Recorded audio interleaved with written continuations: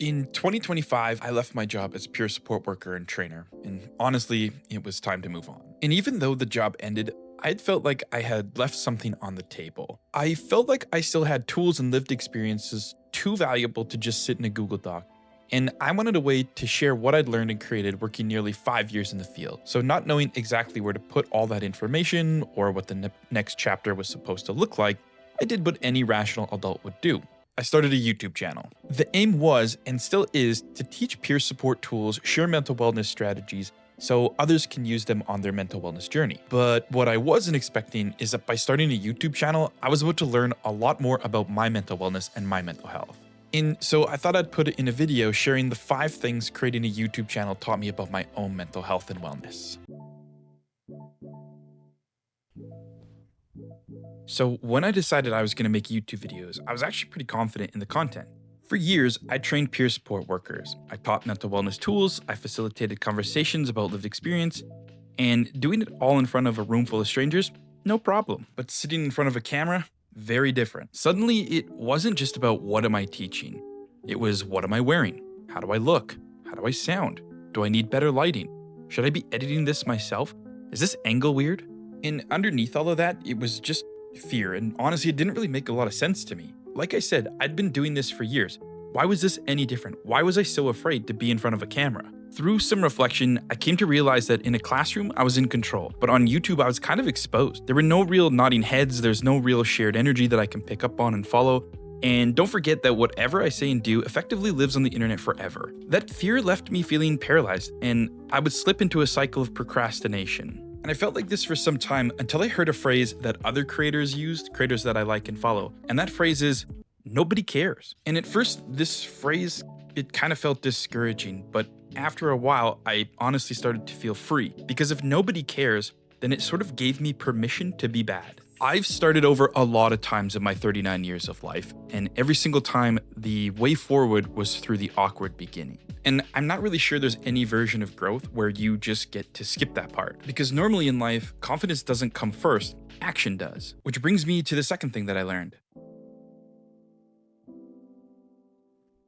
In the beginning of almost anything, you're gonna be bad. There's this illusion that when you watch a YouTube video, you see someone polished and confident and think, oh, I could do that, it looks easy. And that's usually the case until you try it.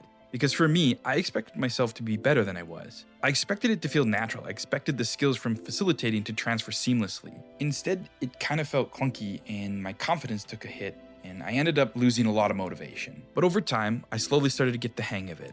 The more I did it, the better it felt. The better it felt, the more I did it. And when you look at it that way, almost everything in life applies. Building new boundary, starting therapy, starting something new, rebuilding after a loss. And no matter what, you don't really get to skip this phase. You don't really get to skip the I suck phase. And when I kind of realized that, it was all I needed to understand that all I needed to be good was to be bad. To figure out what I was going to talk about on my channel, I went back to old peer support lessons. Stuff I had created, stuff I facilitated, stuff I'd been teaching for years.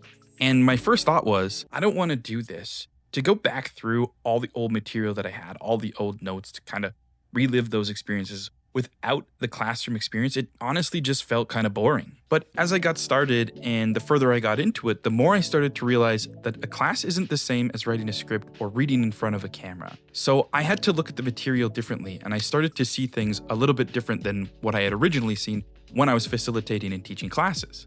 Things I'd seen a million times through a different lens kind of made me feel like a learner again, like I was learning all this stuff again for the first time. When you revisit something with curiosity instead of certainty, you start to notice gaps in places where you didn't really know you had them. You start to see things with a new language, and you see how you've grown and how that growth has impacted you, all while using the same material and the same stuff that you've kind of been doing for a very long time. And I became aware that the tools hadn't changed, but I had. Psychologist Carol Dweck calls it a growth mindset. It's the belief that ability isn't fixed. It develops when you operate from that curious place. Basically, you stop defending what you know and you start expanding on what's actually possible. Because certainty often feels safe, but curiosity and stepping out of your comfort zone, it creates movement.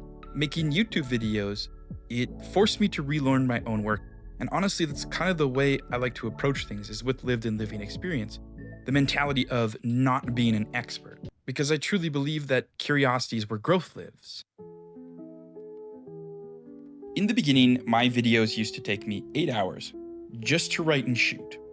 That's 8 hours. Now, for some, that might not seem like a big deal, but for my ADHD brain, that's a lot. I have to maintain an incredible amount of focus for that 8 hours, because if I don't, my brain will start doing something else. My brain would start looking for better systems, a faster hack, a new tool or software, or an optimized way of doing things. And instead of practicing consistently, I'd just never get anything finished. And while that feels productive, I felt like I needed motivation or inspiration in order to get things done. And as you know, inspiration doesn't usually happen unless there's action.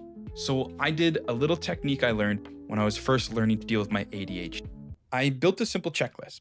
So as I was going through and creating videos, what I would do is I would open a Google Doc and I would write down every single step that it took me to go from thinking of an idea to writing a script, thinking of a thumbnail, to shooting, to lighting, everything like that. The days I was inspired and motivated, it was easy. And the days I wasn't, when I was feeling distracted, I could always recenter myself or get back on track easier because I could just jump straight to the checklist. Researchers call this reducing cognitive load, and psychologist Roy Baumeister's work on decision fatigue shows that we only have a certain amount of mental energy for making decisions at any point of the day. Basically, the more you try to decide, the faster you burn out.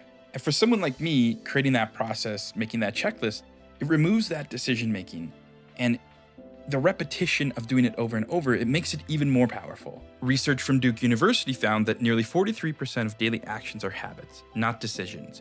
And our brains love repetition because repetition feels safe, it's predictable, and it's efficient. So when I stopped waiting for motivation and I started following a process, I was being more and more consistent, even on the days when I didn't want to do it.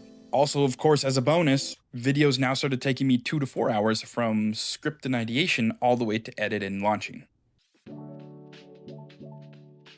There's a lot of things about making these videos that I genuinely love. I love organizing ideas, I love turning my lived experience into something structured, I love storytelling, and I love what peer support can offer, and sharing this kind of stuff makes me feel like I'm contributing to that.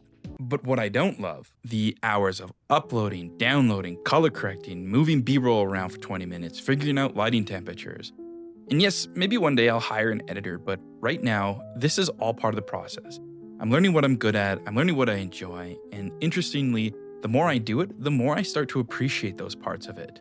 For example, editing isn't just technical, it's narrative.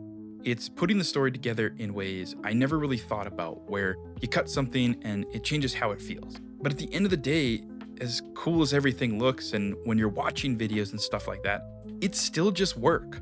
And I think everyone has some type of fantasy where you're a Guy Fieri traveling the world, eating great food, making videos. And I think the phrase, love what you do, doesn't mean you have to love every moment. It means loving the reason you're doing it. Because there will be days when it's easy to love and days when it's just not. In fact, if I only did things that felt good all the time, I probably would quit everything because nothing feels good 100% of the time. But if I choose to do things that align with what I care about, then when the hard parts show up, I can approach those difficult things differently. And eventually I'll get better, so I enjoy it more.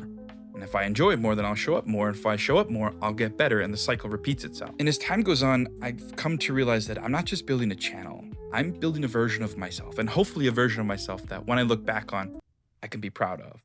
So yeah, that's what creating a YouTube channel taught me about my own mental health and wellness. Thank you so much for watching. If you like this video and you want to see more, just click on one of the 2 videos you see that pop up on your screen.